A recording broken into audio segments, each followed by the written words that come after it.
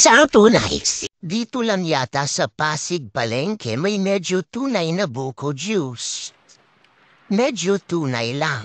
Kailangan mong sabihin na tunay kung gusto mong tunay ang buko juice. Ayos, diba? Pero sa pwesto na ito, eto na yung pinakamasarap ng buko juice sa Pasig Palengke.